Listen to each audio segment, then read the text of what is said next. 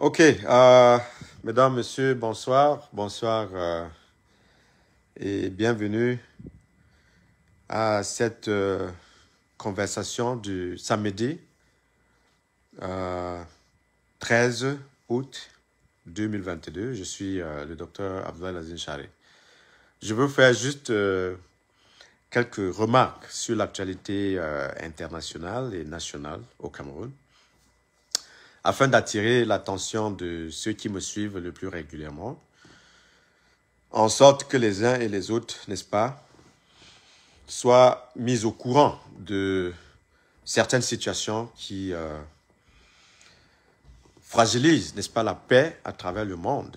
Donc, si je reviens aujourd'hui, c'est déjà vous rappeler un certain nombre de faits. Vous savez, très peu de gens, n'est-ce pas, se cultivent sur l'actualité internationale, qui ont naturellement des implications sur ce qui se passe en Afrique en général et au Cameroun en particulier. Nous traversons un contexte de conjoncture due, n'est-ce pas, à la crise ukrainienne qui persiste, conjoncture qui crée une espèce de psychose au niveau de l'économie mondiale, en toile de fond, des crispations politiques au niveau des États-Unis également, parce que, je vous rappelle, l'ex-président américain, M. Donald Trump, a été accusé, n'est-ce pas, de graves crimes, n'est-ce pas, vis-à-vis de sa responsabilité de président des États-Unis, parce que le FBI, effectivement, a mené une descente musclée dans son domicile de Mar-a-Lago, en Floride, pour saisir des documents confidentiels qu'il a soustraits, n'est-ce pas, de la Maison-Blanche après sa chute, n'est-ce pas, du pouvoir. Donc, quand il a perdu les élections, il n'a pas cédé, n'est-ce pas, les documents confidentiels qui sont supposés rester à la bibliothèque, n'est-ce pas, de l'État, ce qui a créé un sérieux problème.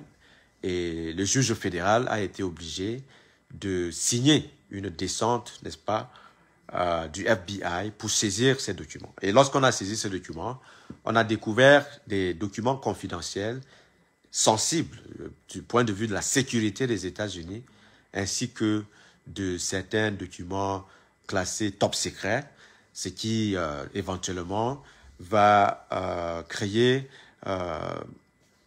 une situation de crise politique au sommet de l'État, parce qu'il avait effectivement beaucoup de sympathisants, beaucoup de fanatiques qui menacent de descendre dans la rue si jamais l'ex-président Trump est condamné. Et il est probable qu'il soit condamné. Parce que lorsque vous confisquez des documents confidentiels comme ça, qui ne sont pas supposés aller dans les domiciles privés des présidents, il y a là des soupçons d'espionnage et de trahison des États-Unis. Et ce sont des graves accusations. Et pour chaque document, ça peut vous coûter 10 ans de prison. Ce qui veut dire que autant de pages, n'est-ce pas, qui vont être découvertes, alors il y aura, n'est-ce pas, une espèce de lourde condamnation. Alors, pourquoi je reviens là-dessus? C'est-à-dire, quand je parle de ça de manière aussi cavalière, les gens ne comprennent pas la gravité d'une situation comme celle-là, parce que c'est la première fois dans l'histoire des États-Unis que le FBI doit aller saisir des documents dans le domicile d'un ex-président. Ça n'a jamais été le cas pendant plusieurs années. De toutes les présidences américaines, on n'a jamais assisté à ce genre de scène. Je veux également vous rappeler que lorsque le président Trump prenait le pouvoir en 2016, j'avais bien dit, n'est-ce pas, à tous nos compatriotes camerounais qui sont de la droite et tous nos Africains qui ont l'habitude, n'est-ce pas, de toujours développer des passions vis-à-vis des dirigeants du monde. Nous avons vu l'euphorie avec Barack Obama. Et nous avons également vu la déception avec lui. Nous avons, dans la même mouvance, lorsque Trump est arrivé au pouvoir, les gens de droite au Cameroun défendaient Donald Trump comme étant le meilleur des présidents américains parce que, disait-il, il ne s'était pas impliqué dans des conflits en Afrique. Or, ce qu'ils ont manqué de rappeler, c'est que ce n'est pas parce que vous avez un président américain qui est complètement coupé de la réalité mondiale que vous pouvez subjectivement croire qu'il soit le meilleur président pour l'Afrique. Je vous rappelle ici que les présidents américains ne sont pas votés pour régler les problèmes de l'Afrique. Ils sont votés ici aux États-Unis pour défendre les intérêts américains. Alors, M. Trump est arrivé au pouvoir avec son slogan American First, c'est-à-dire la priorité, c'est aux États-Unis. Alors, nous avons vu ce que cela a donné, n'est-ce pas, après. Nous sommes aujourd'hui portés à plus de 2 ans qu'il a quitté le pouvoir, mais les condamnations continue, n'est-ce pas, à être comme un épée de Damoclès sur sa tête avec tous les scandales qu'il a eu au pouvoir parce que tout simplement inexpérimenté dans la gestion des affaires de l'État. Donc, lorsque nous avons dit que Trump n'est pas un dirigeant expérimenté, on n'est pas dirigeant expérimenté tout simplement parce qu'on a des milliards. Nous avons été insultés par ces Africains-là de la mouvance panafricaine qui pensaient que voilà, le président Trump c'est le meilleur qui puisse, n'est-ce pas, diriger les États-Unis parce qu'il va déporter, n'est-ce pas, les étrangers en masse. Ce qui est ironique, n'est-ce pas, dans leur affirmation, c'est que ceux qu'on veut déporter sur le continent africain, américain, ce sont les Noirs comme eux. Et on ne comprend pas toujours cette forme de dissonance. C'est les Africains qui ont toujours tendance, n'est-ce pas, à s'emporter avec violence, avec passion, contre leurs propres frères noirs. Vous avez vu les avalanches d'insultes qui ont été balancées à l'encontre de Barack Obama, alors qu'il a eu effectivement 2 mandats. Mais leur champion, qui est Donald Trump, a été destitué par 2 fois et a trahi les États-Unis. Et risque d'aller en prison pour trahison, parce qu'il a été un président incompétent, raciste et catastrophique pour les États-Unis. C'est la justice américaine qui s'en charge, n'est-ce pas, pour qu'il prenne ses responsabilités devant le peuple américain et qu'il soit jugé devant le peuple américain. Pourtant, il a été le chef de la magistrature suprême aux États-Unis. Il a été le chef des armées aux États-Unis. Mais il est soupçonné d'avoir vendu les secrets d'État, n'est-ce pas, aux adversaires des États-Unis. Nous sommes encore dans la phase des enquêtes. Je ne peux pas tirer les conclusions, mais je vous prends là les analyses, n'est-ce pas, des meilleurs chroniqueurs politiques des États-Unis. C'est tout un scandale. L'Amérique est choquée.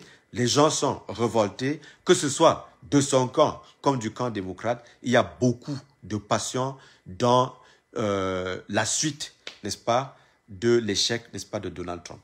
Alors, lorsque nous avons des évaluations, n'est-ce pas, des responsables américains, nous les évaluons sur la base des faits. Ce n'est pas sur la base d'une certaine passion. Donald Trump n'a jamais été un meilleur dirigeant, n'est-ce pas, au sommet des États-Unis. Ce n'est pas parce qu'on est milliardaire qu'on fera forcément un très bon président des États-Unis. Donc, avec autant de scandales, on comprend donc que sa présidence a été littéralement un échec, n'est-ce pas? Déjà, pour son camp, chacun essaye, n'est-ce pas, de se séparer de lui, de se débarrasser de lui.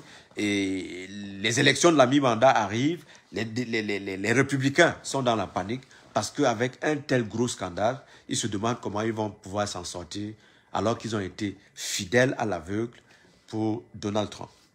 Alors, maintenant, essayons de pivoter à partir de ce que je viens de vous remarquer là, par rapport à la crise en Ukraine. Là encore, il y a beaucoup d'incompréhension sur le continent africain. Beaucoup d'Africains, par passion comme par aveuglement, pensent que Vladimir Poutine, c'est le champion des altermondialistes. C'est le champion des Africains. C'est lui-là, le Messie, qui viendra sauver l'Afrique. Là encore, les Africains se trompent doublement parce que tout sentiment de messianisme finit toujours dans la déception. Nous sommes tous des humains. Quelle que soit la puissance que nous pouvons déployer en tant qu'être humain, nous ne pouvons pas mobiliser autant de ressources tout simplement du fait de notre force, de notre capacité à dicter notre volonté au reste du monde, ou bien à notre peuple. Lorsque vous observez l'économie de la Russie aujourd'hui, les gens vont dire, voilà, les sanctions n'ont pas été efficaces, ça n'a servi à rien, ce sont les Européens qui sont victimes de ces sanctions. Ça, c'est de l'aberration. C'est de l'aberration, parce que lorsque vous observez n'est-ce pas, le produit intérieur brut de la Russie maintenant, il y a une réduction de ce produit intérieur brut. Parce que déjà, lorsque vous perdez plus de 1000 compagnies qui représentent 40% du produit intérieur brut, c'est un coup terrible, c'est un choc, n'est-ce pas, dans les fondamentaux de l'économie russe. Maintenant, lorsqu'on va sur le terrain militaire, la Russie, ce n'est pas une puissance militaire négligeable, non. Sauf que Vladimir Poutine, en prenant le risque de s'attaquer frontalement à l'Ukraine pour pouvoir occuper ce pays voisin, est en train de faire face à la riposte de tout l'OTAN. Vous comprenez? L'organisation du traité de l'Atlantique Nord, sous la conduite des États-Unis, sont en train d'équiper militairement l'Ukraine qui ne pouvait pas normalement tenir face à l'armada russe. Vous comprenez? Nous sommes portés aujourd'hui au 12 août. La guerre a commencé le 23 février 2022, n'est-ce pas? Ça veut dire que bientôt, nous aurons épuisé 6 mois de combat sans répit entre la Russie et l'Ukraine. Lorsque ces hostilités ont commencé, j'avais dit que la Russie ne peut pas imposer sa volonté à l'Ukraine soutenue par l'OTAN.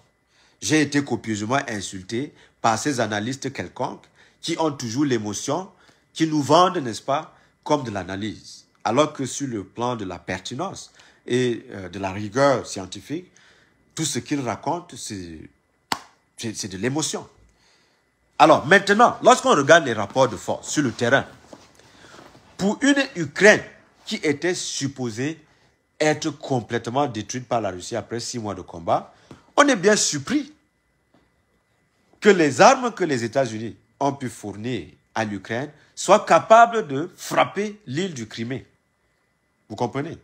Et dans cette configuration-là, la base militaire de Crimée a été complètement volatilisée par les bombardements ukrainiens. Les Russes qui vivaient là-bas déjà en paix sont en train de fuir cette île que Vladimir Poutine a occupée en 2014. Maintenant, dans le Donbass, à l'est du pays, les portées de l'artillerie ukrainienne sont en train de créer des revers inqualifiables à l'armée russe, en débandade, n'est-ce pas, dans le territoire ukrainien. Et je vous avais dit au préalable qu'on ne gagne pas une guerre d'occupation.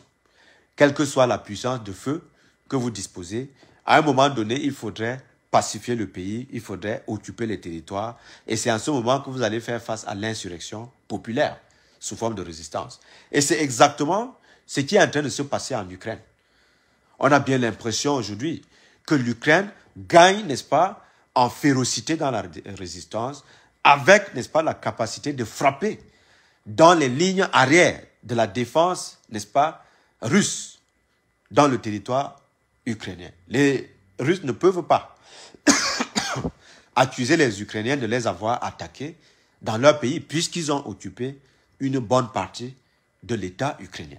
Les Ukrainiens sont dans le droit, n'est-ce pas, de résister face à l'occupation russe, quel que soit le prix à payer, parce que, généralement, on ne fuit pas sa maison lorsqu'on est déjà envahi par l'ennemi.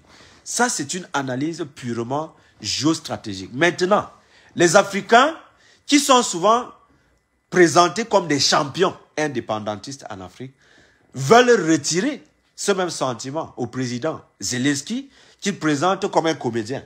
Alors que, durant les 6 mois, c'est le comédien qu'on a bien voulu passer, n'est-ce pas, de l'image de Zelensky, qui tient tête au champion Vladimir Poutine, qui a lancé une guerre tonitruante qui ne donne pas les résultats, qui ne porte pas des fruits.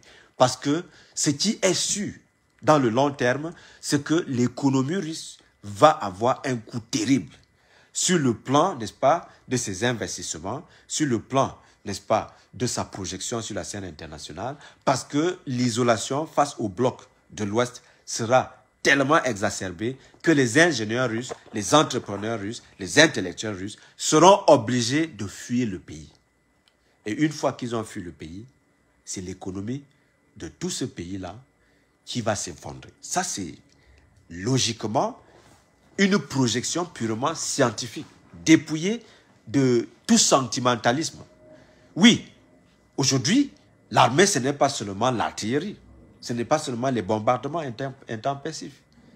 L'armée, c'est aussi les alliances avec les autres pays. Lorsque vous regardez les alliances, n'est-ce pas, de la Russie sur le théâtre d'opération, vous avez bien envie de pleurer. Si dans un conflit, la Russie ne peut trouver des alliés qu'en Iran, n'est-ce pas, ou bien dans des pays comme la Syrie, ou bien les pays comme la Corée du Nord, vous comprenez que la Russie a des sérieux problèmes. Même la Chine, qui avait prétendu, n'est-ce pas, être un allié stratégique de la Russie, compte plutôt exploiter cette guerre pour envahir une bonne partie de la Russie, parce que la Russie sera dépendante des financements de la Chine pour pouvoir, n'est-ce pas, laisser son économie sous perfusion économique chinoise. C'est ça la vérité. Mais entre-temps, qu'est-ce qui se passe?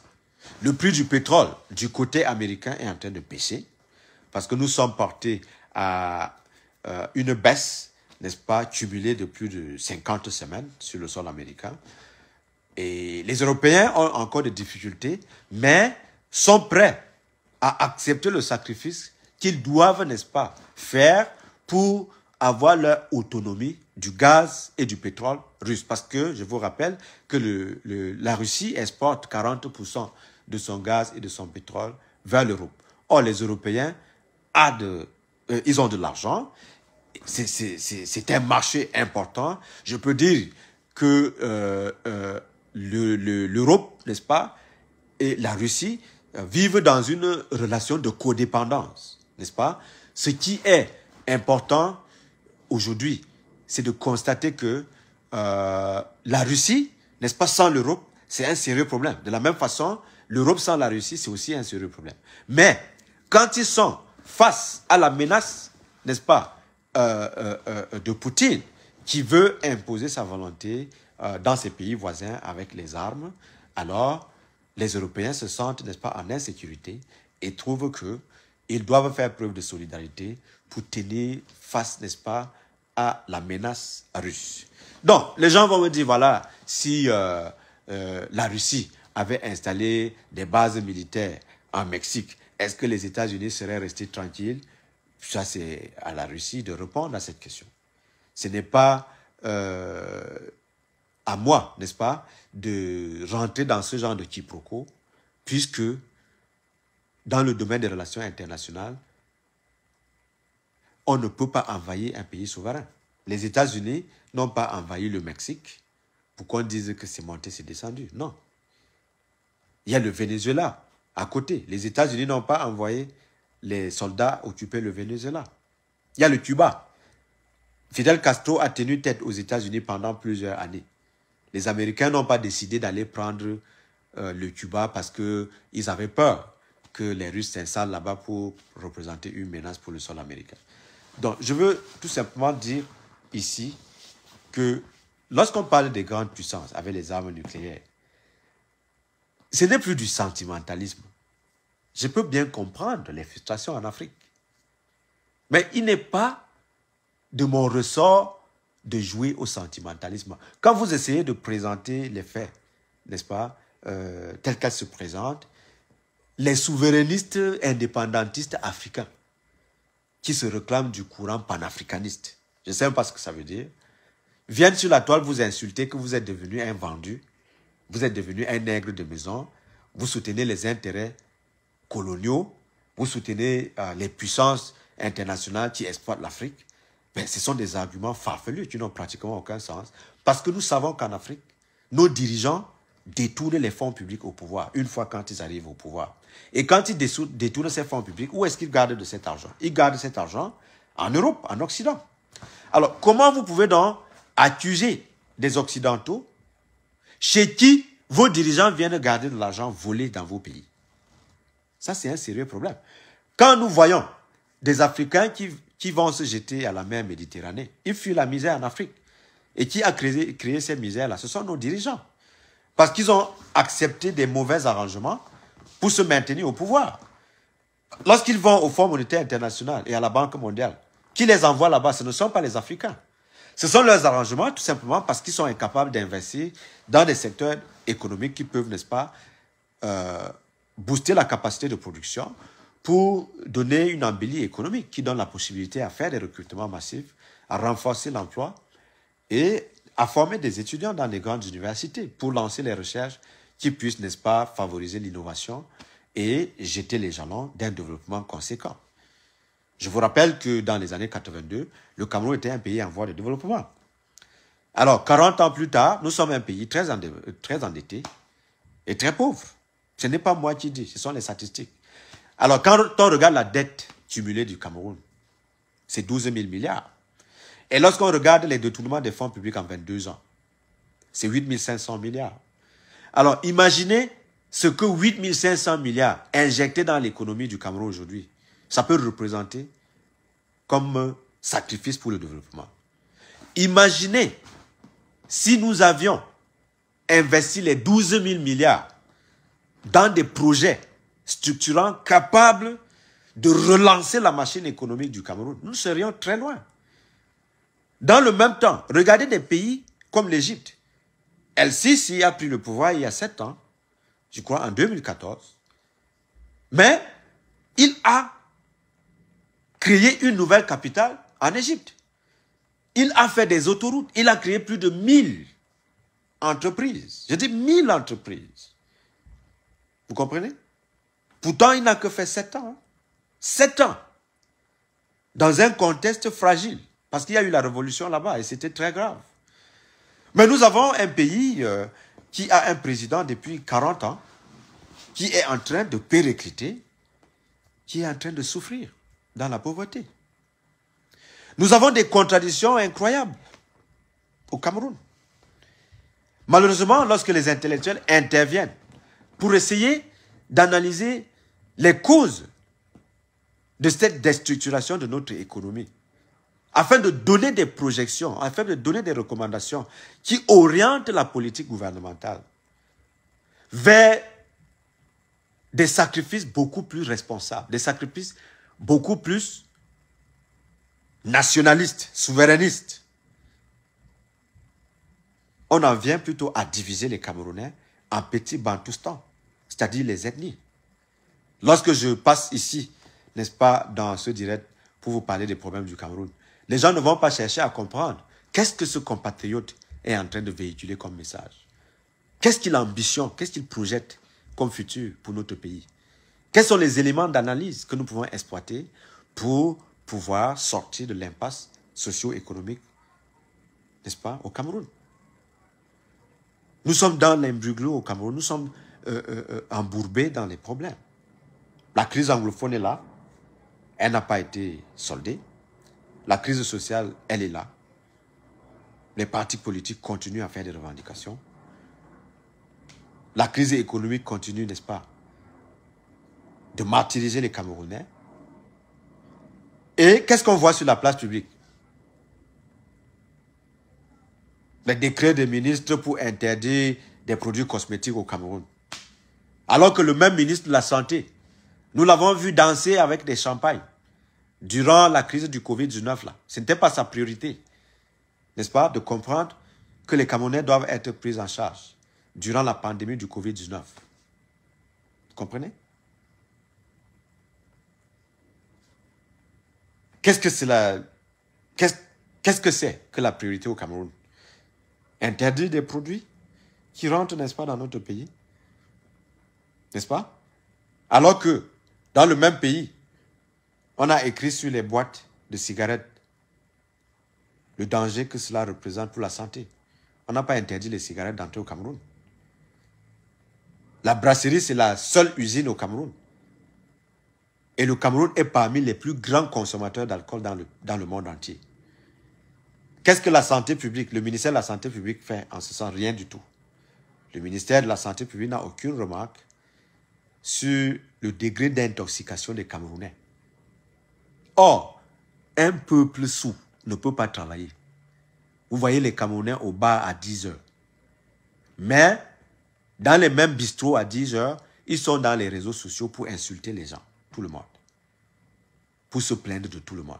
Regardez ce que la Côte d'Ivoire est en train de réaliser avec Alassane Ouattara. Nos analystes politiques du dimanche vont avoir tellement de critiques au gouvernement de M. Alassane Ouattara, alors que ce monsieur a réalisé l'exploit de réconcilier tous les protagonistes de la crise ivoirienne en 2010.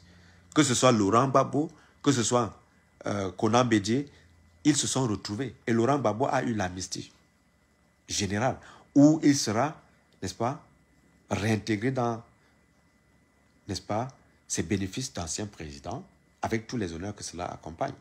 Et tous ceux qui ont accompagné ce président, n'est-ce pas, dans toute la crise que vous avez vécue pendant quelques années après les élections de 2010, ils sont enterrés. Maintenant, ces dirigeants sont en train de se rencontrer, sourire aux lèvres, accolades, n'est-ce pas, de collègues et de camarades, pendant que dans la passion, les Ivoiriens se sont entretués dans un choc politique.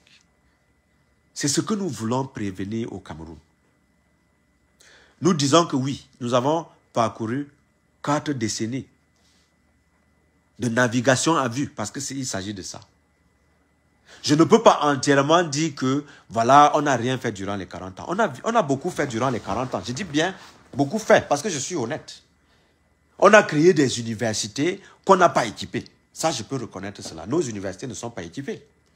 Voilà pourquoi la formation, elle n'est pas vraiment très sophistiquée au Cameroun, parce qu'il n'y a pas de recherche scientifique sans laboratoire de recherche. Dire ceci, faire ce genre de remarques, ce n'est pas insulter notre pays.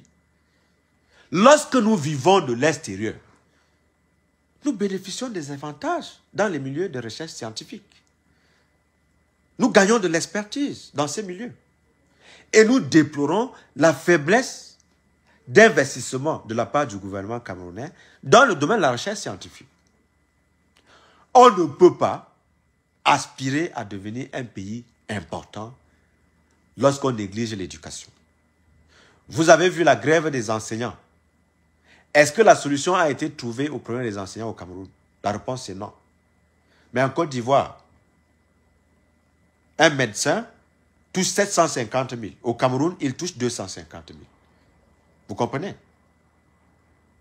On parle de la décentralisation au Cameroun. C'est aujourd'hui que le président de la République a trouvé l'opportunité de signer un décret d'application qui organise le service de la police municipale. Quelque chose qui devait arriver avant la décentralisation. Je vous rappelle que c'est en 1996 que la décentralisation est inscrite dans la Constitution du Cameroun. On a attendu jusqu'en 2019, en janvier 2019, pour appliquer la décentralisation. Mais jusqu'aujourd'hui, on continue à nommer les responsables, n'est-ce pas, qui doivent travailler avec ces conseils régionaux votés, ce qui est, à mon avis, une très grave contradiction qui relève même de l'incohérence. Nous avons un Sénat qui a des sénateurs nommés et des sénateurs votés. Ça, c'est vraiment une espèce d'incongruité qui ne s'explique pas. Ces sénateurs sont en train de mourir. Daikole Daïsala, il est mort la dernière fois. Et lorsque vous voyez au sommet de l'État, tous nos dirigeants, la moyenne d'âge, c'est 80 ans. Dans un pays jeune, à 75%. Moi, je parle ici en termes de projection, d'appréciation des fondamentaux de l'économie camerounaise, qui puissent donner, n'est-ce pas, un quelconque rêve à un citoyen camerounais. La vérité aujourd'hui, c'est qu'avec ce marasme économique, tous les jeunes veulent partir du pays. Tous les jeunes. Personne ne veut plus rêver. Développer son pays à partir de l'intérieur. Quand on ajoute à cela les menaces et les intimidations des Camerounais qui vivent dans la diaspora, l'État camerounais se tire une balle dans le pied en se comportant ainsi. Parce que le Cameroun a besoin des investissements étrangers. Or, les Camerounais de la diaspora ont déjà des investissements qui peuvent nettement bénéficier au circuit de l'économie du Cameroun. Rien que les vacances. Lorsque les Camerounais de la diaspora viennent en vacances, ils prennent les hôtels, ils mangent dans les restaurants, ils dépensent un peu partout. Et ça fait tourner l'économie. Ça développe l'écotourisme dans notre pays. Mais vous avez des policiers qui attendent les gens dans les aéroports pour les malmener. Cela ne donne pas l'envie, n'est-ce pas, aux compatriotes camerounais d'aller vivre dans leur pays. Et vous avez cette tracasserie des visas pour les Camerounais qui ont la double nationalité pour des besoins administratifs. Parce que la question de la double nationalité, ce n'est pas un problème de choix. Quand les gens vivent à l'extérieur, ils ont besoin de s'intégrer pour bénéficier, n'est-ce pas, des avantages sociaux que ces pays d'accueil ont prévus à leurs citoyens. Les gens ne peuvent pas travailler normalement et payer des taxes sans bénéficier de la protection sociale que prévoient ces pays d'accueil. Quand ils prennent dans les nationalités, pour ceux qui ont pris la nationalité, pour se rendre au Cameroun, il faut qu'ils demandent. Ce n'est pas possible. Ce n'est pas possible. Donc, nous sommes tous des Camerounais, que vous soyez à l'intérieur ou à l'extérieur de notre pays. Chacun a envie que le Cameroun évolue, que le Cameroun... Vous comprenez? Ceux qui ont détourné les fonds publics au Cameroun sont des criminels financiers. Ils n'ont pas contribué à consolider les fondamentaux de l'économie du Cameroun. La conséquence de ces détournements massifs des fonds publics, qui s'élèvent sur 8 milliards, 8 500 milliards sur 22 ans, c'est le marasme économique que nous traversons aujourd'hui.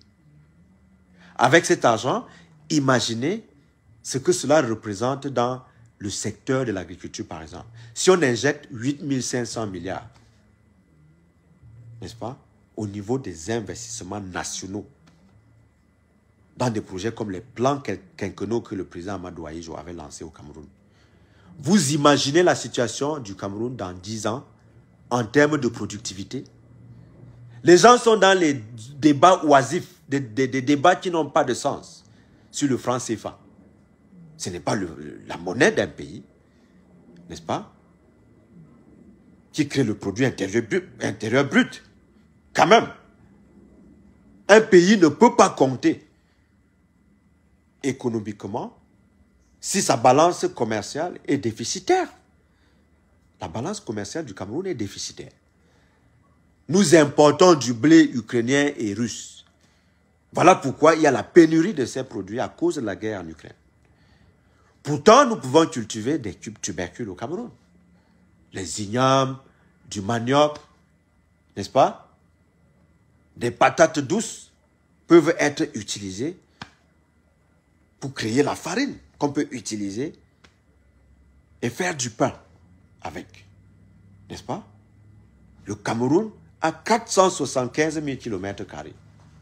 475 000 km². Avec une population d'environ 30 millions d'habitants. C'est un atout économique important. Comment nous sommes devenus un peuple budgétivore dans un pays essentiellement agricole? Comment tout le monde rêve de devenir fonctionnaire pour aller commander le budget de l'État au Fonds monétaire international, à la Banque mondiale, sous forme de dette, qu'on ne sera pas capable de rembourser puisque nous ne produisons pas. C'est ça qui est la vérité. Lorsque vous avez réussi à produire, les gens peuvent venir acheter ce que vous produisez, non? Et en ce moment, c'est eux qui viennent avec les devises. Que vous ayez le franc CFA ou n'importe quel autre franc, une fois que vous avez produit en quantité industrielle, il y a des besoins de transformation de ces produits-là pour que l'exportation soit en produit fini et non en produit semi-fini. Ça, ce sont des arguments persuasifs. Je ne suis pas ici dans la propagande politique. Depuis que je suis en train de parler, je n'ai pas parlé de parti politique. Pourtant, vous savez tous que moi, je suis un militant de l'Union démocratique du Cameroun, du docteur Damou Damdjoua, paix à son âme. Vous comprenez? Le projet de société, donc, de ce penseur, de ce grand leader, c'était de s'appuyer sur les atouts de l'agriculture pour sponsoriser la recherche scientifique et sortir le Cameroun de la pauvreté. Aussi simple que ça. Mais aujourd'hui, nous investissons dans le sport, c'est bien. Le Cameroun a dépensé plus de 4 000 milliards pour organiser une Coupe d'Afrique. Est-ce que ceux-là qui ont chanté durant cette compétition-là, leur patriotisme par rapport au beau stade, ils peuvent nous faire un bilan, n'est-ce pas, chiffré, des retours d'investissement de ces stades? Je ne pense pas qu'ils pourraient le faire. Ils ne peuvent pas. Or, vous imaginez ce que 4 000 milliards injectés dans le secteur agricole avec les ingénieurs agronomes. Ça peut représenter dans 10 ans, c'est beaucoup d'argent. Les beaux stades que nous avons pu construire, c'est très beau. Mais ce n'était pas la priorité. Là, je peux vous le dire sincèrement. On peut bien faire du sport. Une industrie qui fabrique des athlètes de talent, comme les Samuel Eto'o et tout. Mais ce n'est pas tout le monde qui va devenir Samuel Eto'o. Ça, c'est la vérité. Samuel Eto'o ne va pas me démentir. Combien dans la génération de Samuel Eto'o ont pu se hisser au niveau de Samuel Eto'o? Très peu. Très peu. Or, dans la recherche scientifique, si vous investissez ce genre de montant, vous êtes sûr, à long et à court terme, à court et à long terme, d'avoir des ingénieurs, d'avoir des experts dans tous les domaines de la créativité humaine pour booster la capacité de production. Vous voyez la tension qu'il y a entre les États-Unis, la Chine et la Russie. C'est une tension purement compétitive, où chaque grande puissance veut contrôler le marché mondial. Quand vous voyez les États-Unis descendre sur Taïwan, c'est le marché des semi-conducteurs que les Américains veulent protéger parce qu'ils ont investi beaucoup d'argent dans les semi-conducteurs. Mais les Américains ne se sont pas limités là. Ils ont mis des milliards pour produire des semi-conducteurs ici sur le sol américain afin, n'est-ce pas, d'éviter une espèce de dépendance vis-à-vis de l'étranger.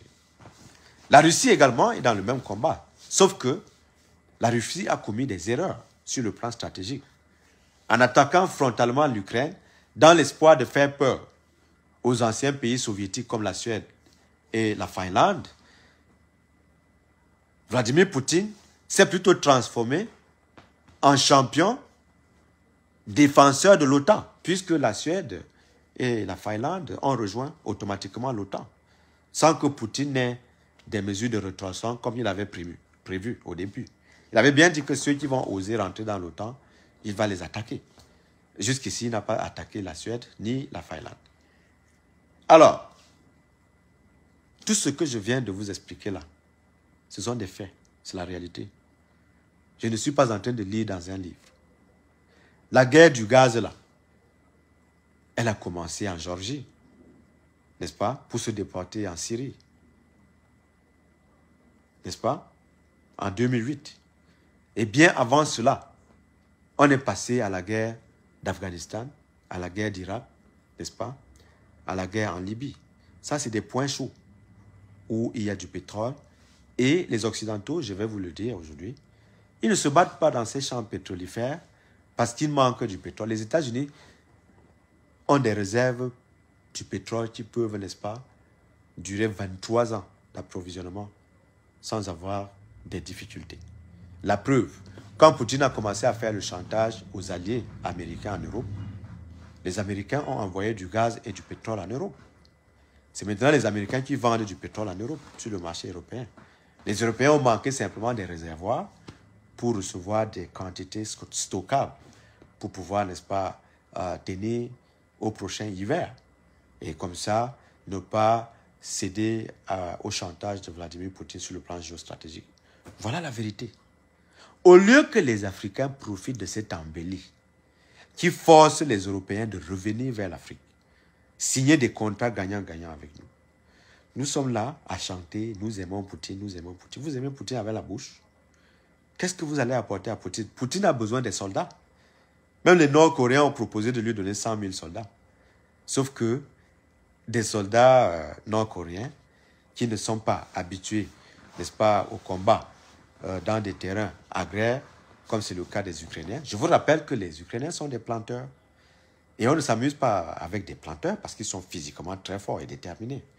Voilà pourquoi la Russie a sous-estimé la capacité de résistance, n'est-ce pas, des Ukrainiens. Et nous sommes à 6 mois de combat.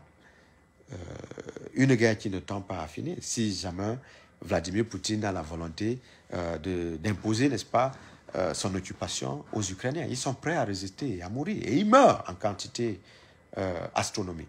Donc je ne veux pas sous-estimer les pertes en vies humaines en Ukraine. La vérité que je veux relever aux Africains, c'est que Les Ukrainiens ont fui leur pays. Beaucoup qui sont restés, ils sont incapables de fuir. Ils sont en train de mourir. Où est-ce que vous voulez qu'ils aillent mourir si ce n'est se défendre? Vous pouvez rester dans votre maison et quelqu'un décide de raser votre maison et le voisin vous donne les armes pour vous défendre. Vous allez refuser ces armes? Soyons logiques en Afrique. Nous ne pouvons pas défendre Laurent Gbagbo en Côte d'Ivoire, défendre Kadhafi en Libye, défendre Nelson Mandela en Afrique du Sud, défendre Robert Mugabe comme des meilleurs indépendantistes, des meilleurs souverainistes et sortir sur la toile pour insulter Zelensky, qui a refusé de prendre l'avion pour venir se réfugier aux États-Unis pendant qu'il y avait la guerre. Il a dit qu'il ne part pas, qu'il va mourir dans son pays. Mais vous sortez pour le taxer de comédien et dire de Poutine qu'il est l'homme fort. Entre Zelensky et Vladimir Poutine, qui se cache? Zelensky est sur le terrain avec ses soldats. Vladimir Poutine est dans son bunker. Vous comprenez?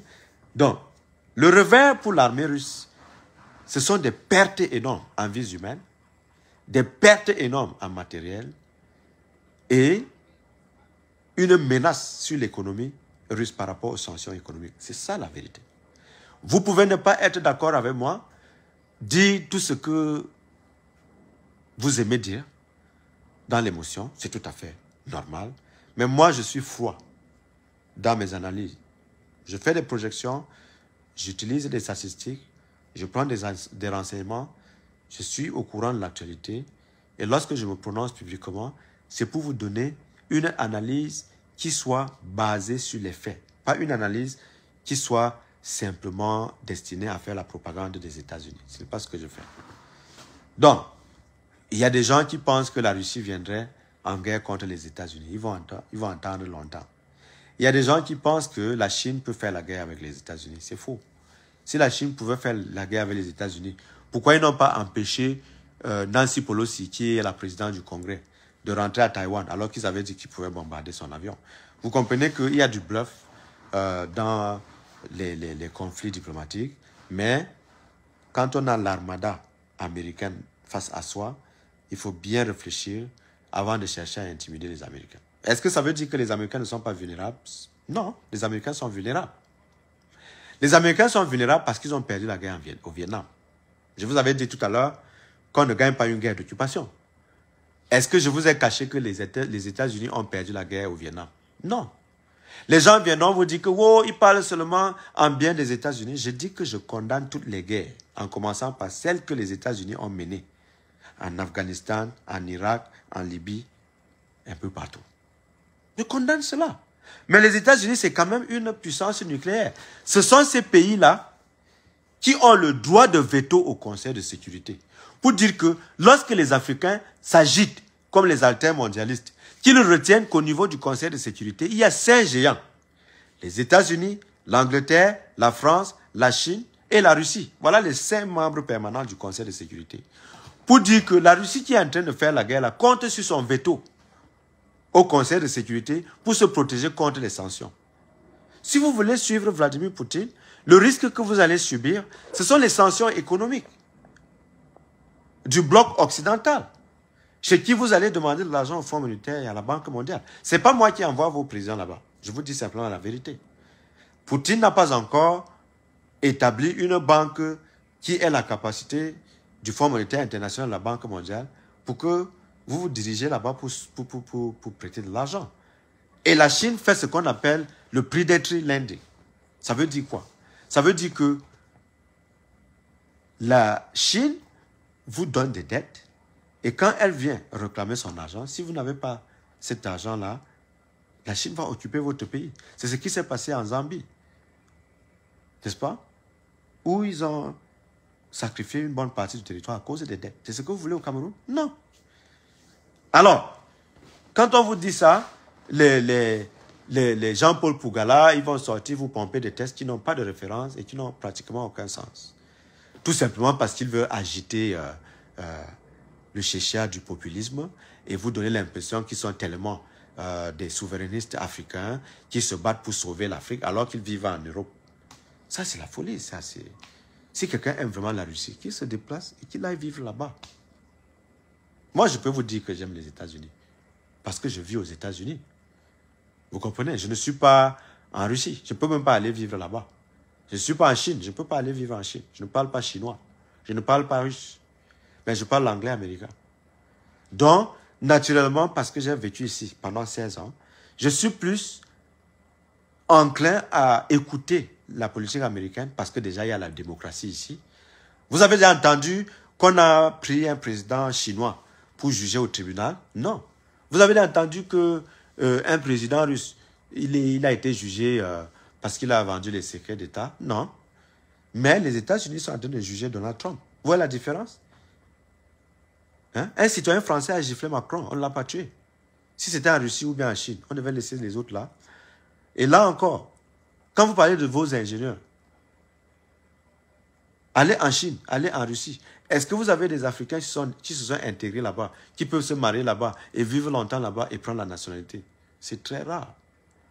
Mais allez en France, allez aux États-Unis, allez en Angleterre, allez en Italie, allez en Allemagne. Vous allez voir des Noirs qui travaillent dans des boîtes importantes. Ce n'est pas le cas en Russie, malheureusement. Donc, les relations multilatérales, là, c'est les intérêts. On ne va pas simplement vers une puissance étrangère par émotion. Vous regardez sur la balance ce que la grande puissance apporte avant de signer des relations bilatérales. Regardez ce qui se passe à la FECAFOOT. Hier, nous avons eu le Coq Sportif. Hier, nous avons eu Puma. Nous avons eu peut-être Adidas, je ne sais pas. Et aujourd'hui, le tout nouveau président, il est allé à One All Sport aux États-Unis. Les gens sont en train de crier sous forme de tollé, sans toutefois eu le montant de cette convention. Moi, je ne vais pas verser dans l'émotion pour m'attaquer à Ethofis. Ce n'est pas que je n'ai pas à dire sur sa gestion de la FECAFOOT. Bon, alors, ce n'est pas parfait, mais c'est perfectible. Il y a beaucoup de manquements, mais les gens ne doivent pas faire preuve de comportement déloyal vis-à-vis de ce compatriote qui doit être accompagné dans sa mission. Vous ne pouvez pas faire confiance à quelqu'un et à moins d'un an, vous mettez à vitrifier, n'est-ce pas, la personne. Quand je vois les gens Bruno Tagné et Gattama, comme ça, là, ces journalistes-là, tirer à bout portant sur quelqu'un qu'ils ont porté eux-mêmes à la tête de la FECAFOOT, c'est un scandale. Hier, Jean-Bruno Tagné a écrit « Programmé pour échouer ». Quelque temps après, il est devenu le directeur de campagne de Samuel Eto'o. Ça n'a même pas encore fait un an. Il est déjà en train de tirer sur Samuel Eto'o. Ça veut dire qu'il y a un problème. Oui, on va me dire non, il a l'indépendance de ses opinions. Il est libre de faire cela. Mais je dis également que lorsque vous avez fait confiance à quelqu'un pour un mandat, donnez-lui les marges de manœuvre d'assurer son mandat. À la prochaine élection, si vous avez des choses à redire, vous pouvez nommer un autre candidat. C'est aussi simple que cela. Vous ne pouvez pas passer tout votre temps à crier sur quelqu'un qui a été régulièrement voté, alors que vous avez passé 40 ans sur un régime sans broncher. N'est-ce pas? Oui, le résultat du RDPC est catastrophique. Soyons honnêtes. Si vous étiez aussi exigeant, je ne pense pas que vous auriez eu un président qui a passé 40 ans au pouvoir avec au comptoir ou bien au compteur 12 000 milliards de dettes. Ça, c'est incompréhensible. Maintenant, vous voulez que Eto'o résolve tous les problèmes de la FECAFOOT aujourd'hui et maintenant. Mais vous allez quand même demander aux gens. Hein? Je regarde ça et c'est impossible. Hein? C'est impossible. Qu'est-ce que vous voulez que les gens fassent? Qu'ils deviennent des miraculés, des magiciens? Non, quand même, soyons sérieux. Donc, alors, c'est la même chose avec l'honorable Foster Nouran. Vraiment, je suis très triste de constater cette cabale contre cette dame. C'est une jeune députée du PCRN. Elle est humaine, comme nous tous. elle peut commettre des erreurs, mais on ne peut pas quand même se verser sur une jeune femme, sur la toile comme des charognards, comme des vautours pour détruire cette même femme. Ça, ce n'est pas possible. Mais soyons sérieux. Je dis oui, elle a fait des erreurs. Je suis honnête. Cette femme a fait les erreurs. Qui ne fait pas les erreurs au Cameroun? Je ne veux pas minimiser son erreur. Nous ne pouvons pas avoir honte de notre couleur, de la couleur de notre peau. Mais les produits cosmétiques, ça se vend au Cameroun. Elle a fait comment pour rentrer avec ces produits cosmétiques? Ce sont des produits importés, non? Elle a payé des taxes pour faire rentrer ça. Si on ne voulait pas que ça rentre au Cameroun, il ne fallait pas que ça rentre. Vous ne pouvez pas laisser quelqu'un créer une entreprise, embaucher des Camerounais et venir vitrifier cette femme en public parce qu'elle a communiqué mal. Nathalie, quoi? Elle fait la publicité des produits cosmétiques, non? Avec beaucoup, n'est-ce pas, d'expérience, avec beaucoup de professionnalisme. N'est-ce pas? Nathalie, quoi? C'est toujours des produits cosmétiques, n'est-ce pas?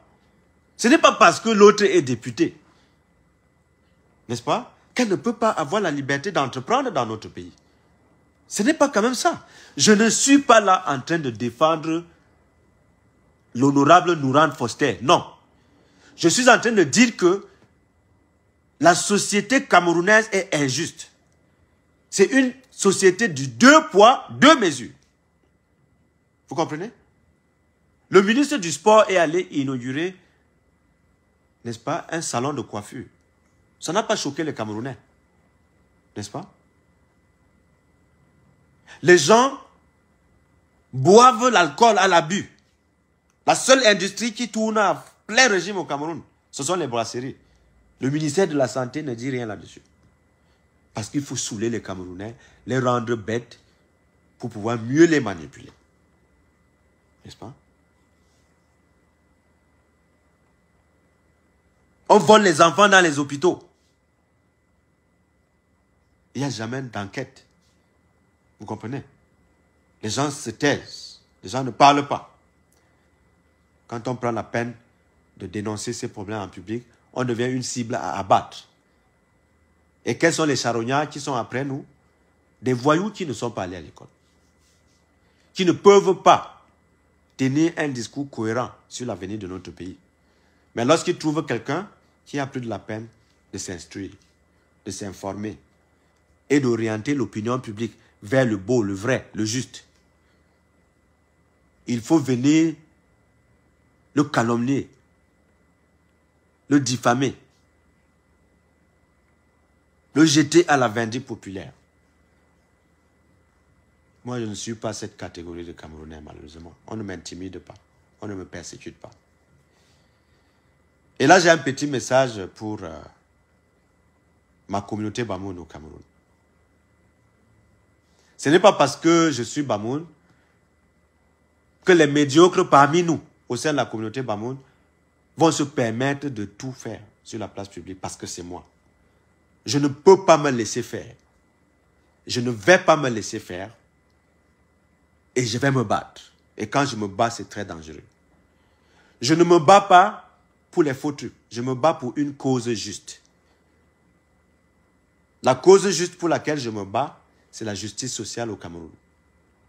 Je ne veux pas qu'un Bamoun soit désabusé sur la base de son appartenance ethnique. Je ne veux pas qu'un Bamoun désabuse un Camerounais sur la base de son appartenance ethnique. Je suis fermement opposé au tribalisme. Un Bamoun qui pense que nous ne sommes meilleurs que parce que nous sommes Bamoun, c'est faux. Ce n'est pas une bonne lecture de la scène politique ou bien de la scène publique. Un Camerounais qui pense que le Bamoun est médiocre, en général, ce n'est pas juste. Parce qu'il y a au sein de la communauté Bamoun des intellectuels sérieux que je respecte. Et il y a aussi au sein de la communauté Bamoun des analphabètes que je sermonne tous les jours. Il y a des gens honnêtes au sein de la communauté Bamoun et il y a des gens malhonnêtes, des malfrats au sein de la communauté Bamoun. Comme partout ailleurs. Dans d'autres tribus, ils vont en prison, en vague. parce qu'ils détournent les fonds publics. Mais je ne peux pas me permettre de taxer cette communauté d'une communauté de voleurs. Ça serait un impair, une injustice contre cette société-là. Nous devons éviter des stigmates au Cameroun. Nous devons cesser de stigmatiser les Camerounais sur la base de leur ethnie. On ne doit plus dire qu'un Bamileke ne peut pas prendre le pouvoir, qu'un nordiste ne peut pas prendre le pouvoir, qu'un Bamoun ne peut pas prendre le pouvoir, qu'un anglophone ne peut pas prendre le pouvoir. Ce n'est pas un discours rassembleur. Ça, c'est un discours repugnant, discriminant, irresponsable, qui ne peut cultiver le vivre ensemble. Je ne veux plus tolérer les discours qui marginalisent les femmes. Aujourd'hui, vous avez des femmes sur la scène politique qui font leurs preuves. Quand je vois l'honorable Tomaino Ndamjoya à la mairie de Fumban, je suis fier d'être Camerounais. Je suis fier d'être Bamoun. Parce qu'elle fait honneur à la communauté Bamoun et elle fait honneur au Cameroun en tant que mère. C'est ça qui est la vérité. Les Bamoun misogynes qui insultent cette dame sont des lâches et des irresponsables. Et j'ai un mot à dire à ceux-là. On ne respecte une communauté que par rapport au respect que cette communauté donne aux femmes. Parce que ce sont nos femmes qui portent nos foyers, qui portent nos sociétés, qui éduquent nos enfants. Lorsque vous vous portez sur la place publique comme des animaux pour insulter les femmes, vous insultez vos mères, vous insultez vos filles, vous insultez vos sœurs, vous insultez vos tantes, vous insultez vos belles-sœurs, vous insultez vos belles-mères et vous insultez même vos petites amies. Et il n'y a pas de hauteur pour ces hommes-là, misogynes, qui essaient de marcher sur les femmes dans un discours macho, irresponsable. Nous ne pouvons pas accepter cela. Nous n'allons pas accepter cela. Ce n'est pas un projet de société pour lequel je me suis inscrit. Si vous avez des reproches à faire à Honorable Foster Nouran, faites-le de manière responsable. Ne soyez pas misogyne. N'attaquez pas cette dame sur la base de son apparence. N'objectivisez pas cette dame. Ne sexualisez pas cette femme. C'est une femme de ménage. Elle est mariée. Respectez le foyer de cette dame-là. Oui, elle a commis des erreurs de communication avec ses produits cosmétiques. Nous déplorons cela. Mais vous ne pouvez pas prendre ça comme un prétexte pour jeter cette femme à la vindicte populaire. Je suis révolté par rapport à ce genre de comportement. De la même façon, j'étais révolté lorsque vous avez traîné dans la boue Nathalie Nkwa. Parce qu'elle a été victime d'une relation amoureuse. Son intimité a été jetée à la place publique. Vous avez humilié cette femme. Vous avez persécuté cette femme. Je ne suis pas d'accord avec ce qu'elle fait. Mais elle a droit à la vie privée. Elle a des choix à faire pour survivre. Je me dois de respecter cette intimité-là. Je me dois de respecter ces femmes-là au Cameroun. Nous ne pouvons pas polluer le discours public avec des discours misogynes et irresponsables. Qui chosifient la femme. Qui piétinent la femme. Nous ne pouvons pas accepter cela. C'est une femme qui m'a accouché. Je suis marié. J'ai aussi une fille. Je me mets à la place de toutes ces femmes qui m'ont entouré. J'ai des amies femmes. Quand je vois le discours de droite au Cameroun qui méprise la femme, j'ai honte d'être Camerounais. On ne peut pas accepter cela. Dans les universités, regardez comment nos enseignants utilisent les femmes contre les nôtres. Ce n'est pas gentil. Ça, c'est l'inceste pédagogique. C'est courant dans nos universités, on n'en parle pas. Mais c'est du vécu quotidien. Beaucoup de femmes sont incapables de continuer leurs études parce qu'elles sont harcelées par les professeurs. Ce n'est pas normal. Moi, je suis un homme, je ne peux pas accepter cela. Je ne peux pas. Je ne peux pas sortir avec mon étudiant, je ne peux pas.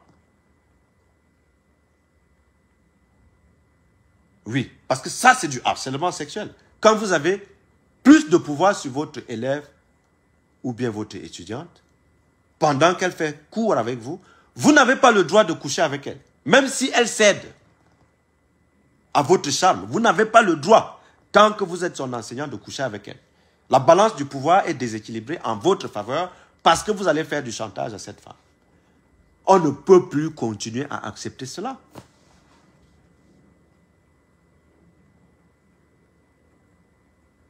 C'est ça la vérité. Le Cameroun mérite mieux que ça.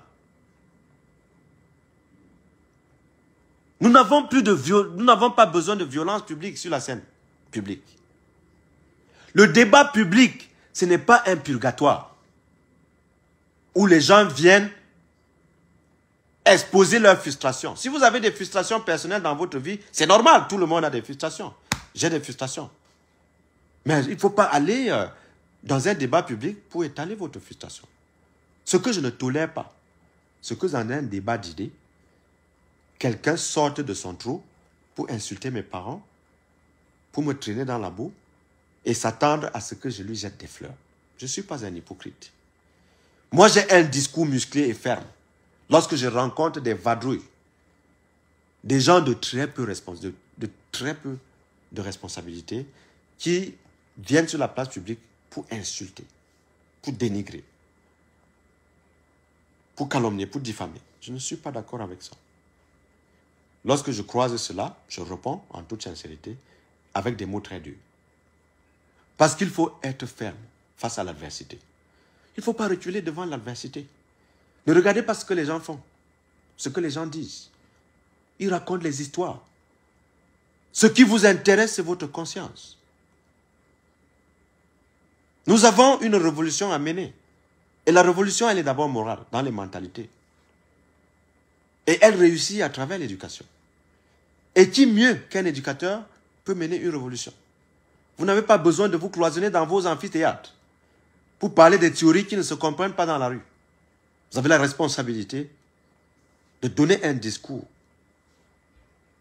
intègre, moralisateur, consciencieux, fédérateur, rassembleur.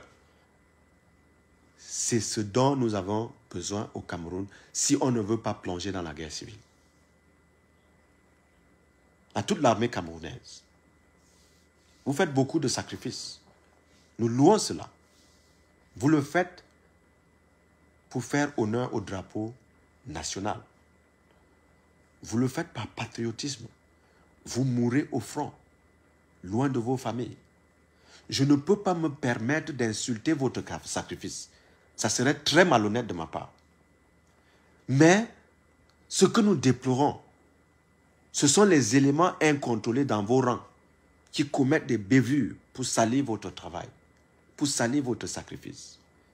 Rappelez à l'ordre vos camarades qui commettent des bévues, qui entachent votre sacrifice suprême en faveur de votre pays. Je vous remercie sincèrement pour votre travail, pour ceux qui font leur travail avec exemplarité. Et j'implore ceux qui font les erreurs de se juger dans leur conscience pour rectifier le tir. Le Cameroun, c'est notre maison. C'est notre pays. Nous avons besoin de soutenir notre pays. Le patriotisme, ce n'est pas la soumission aveugle au régime en place. Le patriotisme, c'est d'avoir la capacité de critiquer les aspects de votre gouvernement qui ne fonctionnent pas bien. C'est grâce à la critique que la société avance. Nous sommes dans un monde en pleine mutation.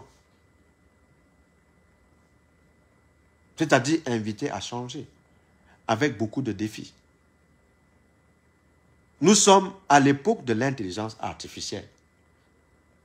Ceux qui s'accrochent sur les valeurs traditionnelles en Afrique pour prétendre sortir l'Afrique du marasme économique vont continuer à plonger dans les profondeurs abyssale du sous-développement. Ils ne peuvent pas sortir de là. Mais ceux qui auront l'audace d'embrasser l'innovation, de se projeter hors de leurs frontières, d'aller à la rencontre d'autres peuples, de ne pas développer le complexe ni d'infériorité, ni de supériorité, et d'affronter la science avec les armes comme le courage, la patience, la résilience et surtout le sens du sacrifice, vous allez sortir l'Afrique du sous-développement avec brio. L'Afrique, c'est le continent de l'avenir, avec une population jeune, avec plus d'1 milliard d'habitants, avec des terres arables et avec des grandes puissances qui projettent de venir investir en Afrique. Nous avons toutes nos chances. Ne tombons pas surtout dans le piège de la droitisation du discours politique qui développe un faux discours souverainiste et discriminatoire qui voudrait faire croire aux petits noirs que le petit blanc, qui n'est en rien responsable des œuvres de ses ancêtres, serait automatiquement responsable du sous-développement de l'Afrique. Je vous rappelle que les pays asiatiques sont passés par là. Mais aujourd'hui, les pays asiatiques sont avancés, à l'instar de la Corée du Sud, la Malaisie, de l'Indonésie et bien d'autres pays. Nous pouvons copier de ces pays-là. Le Singapour. En Afrique, nous avons le Rwanda, qui relève un défi industriel important. Les gens peuvent dire tout ce qu'ils disent, mais Kagame est en train de faire un travail formidable, malgré des violences que nous pouvons déplorer au Rwanda.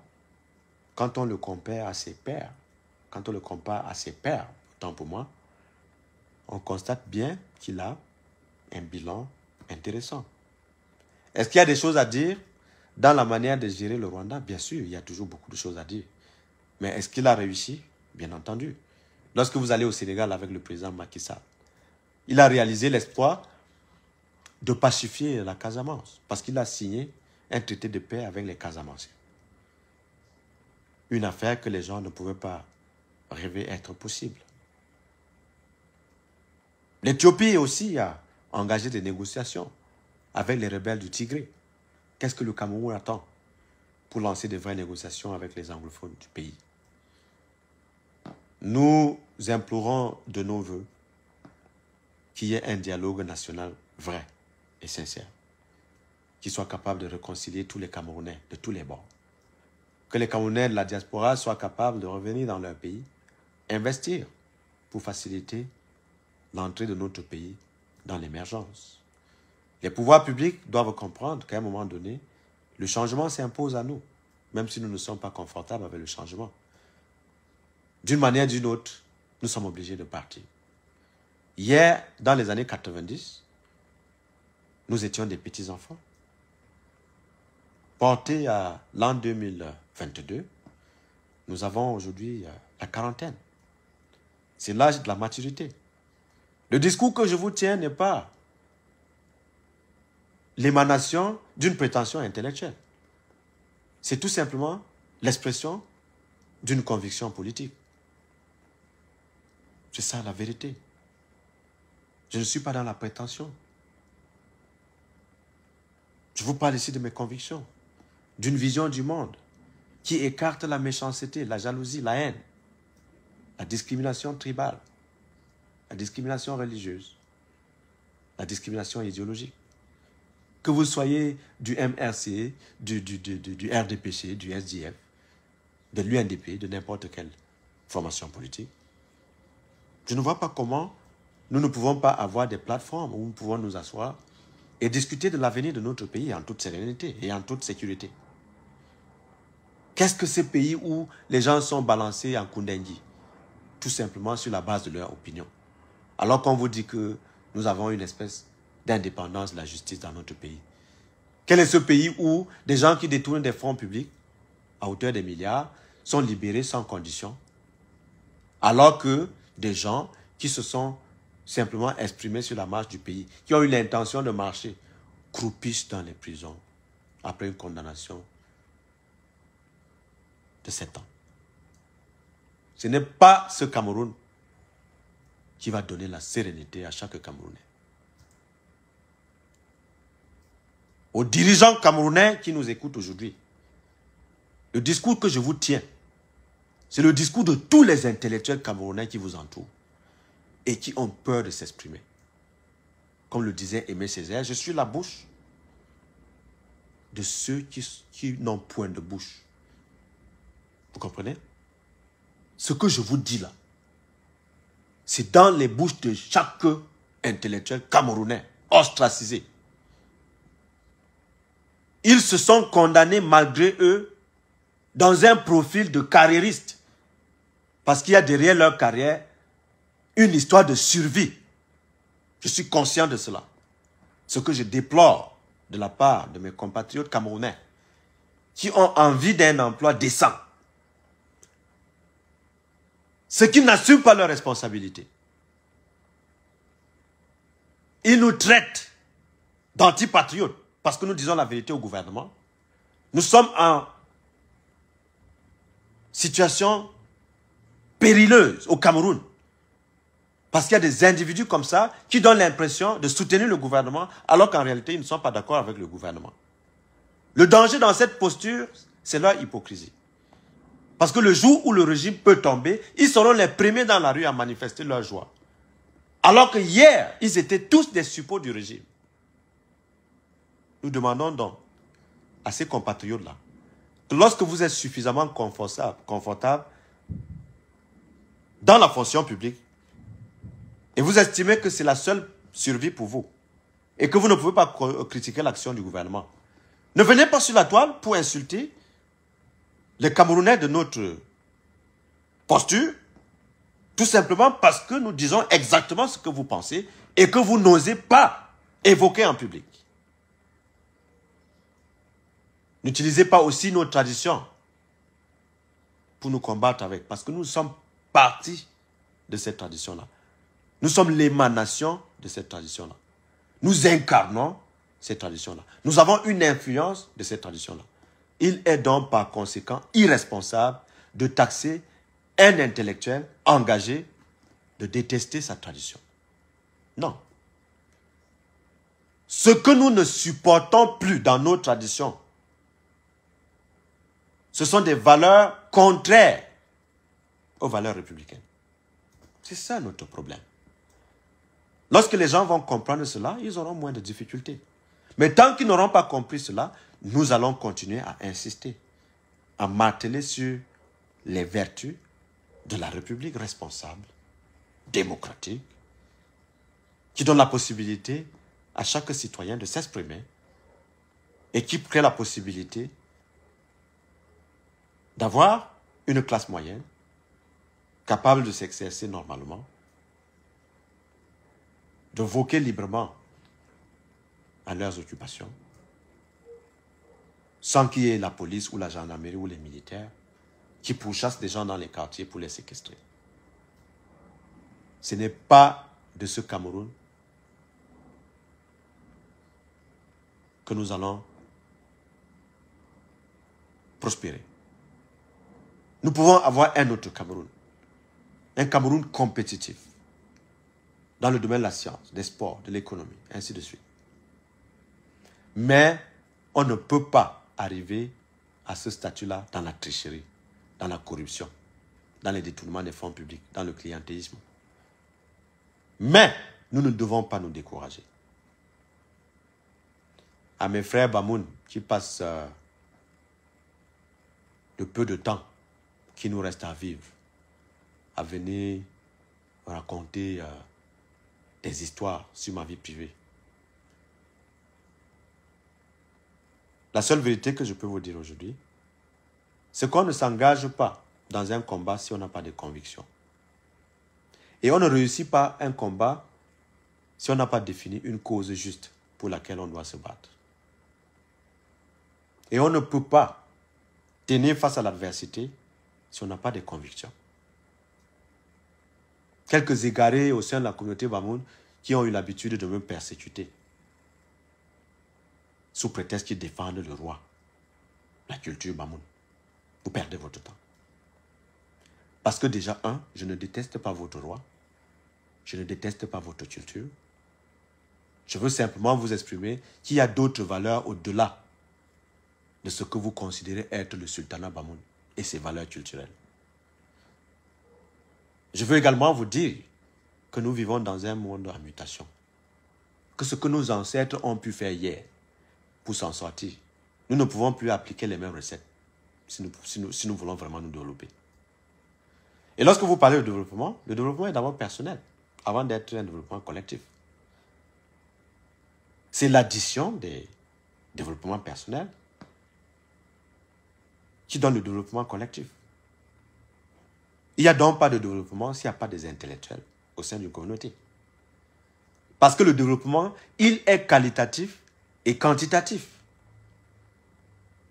Ceux qui sortent du bois pour parler de l'argent, des maisons, des voitures, ce sont les pires pauvres de notre société parce qu'ils n'ont que cela qui leur reste.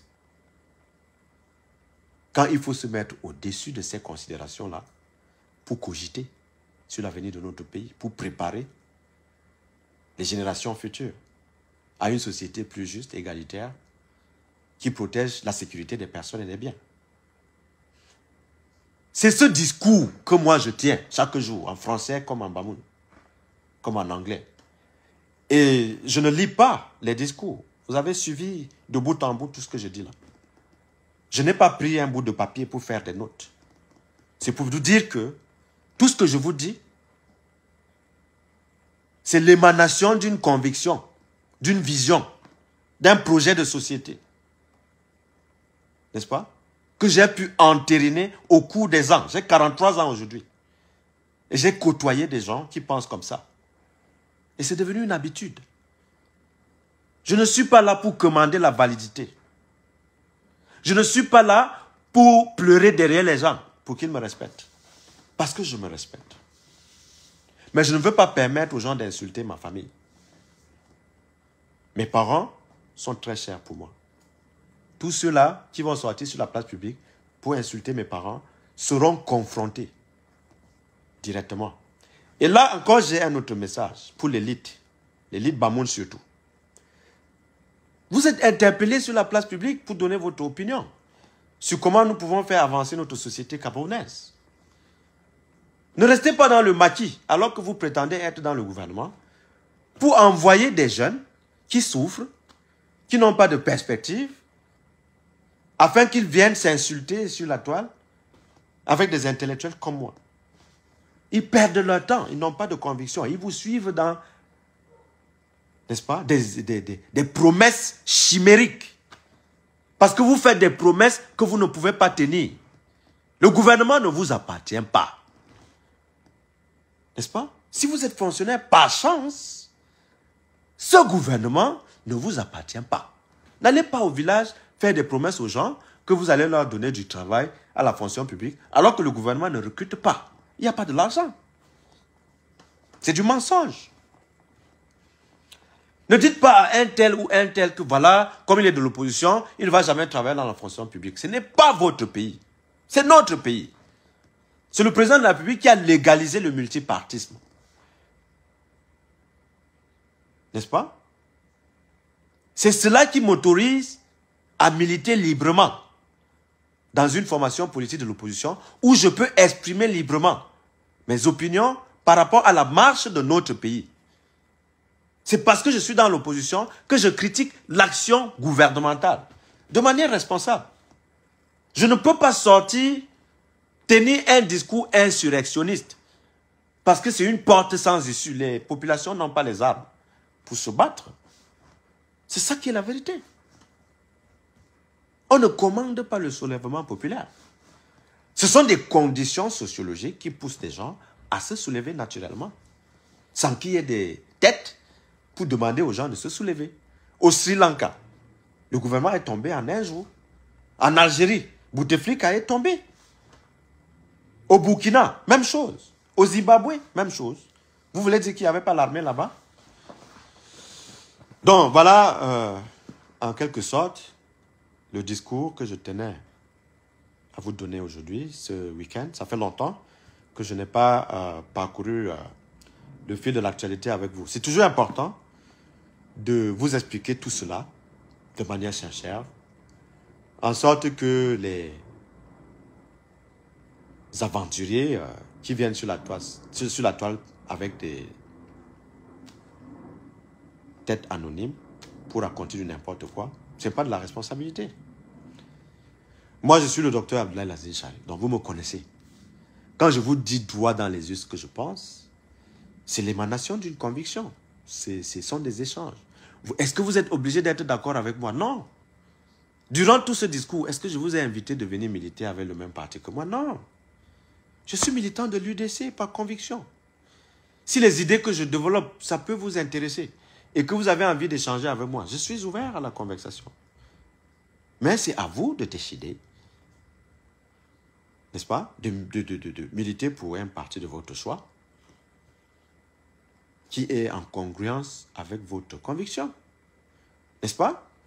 Et là, ça n'empêche pas qu'on soit des amis.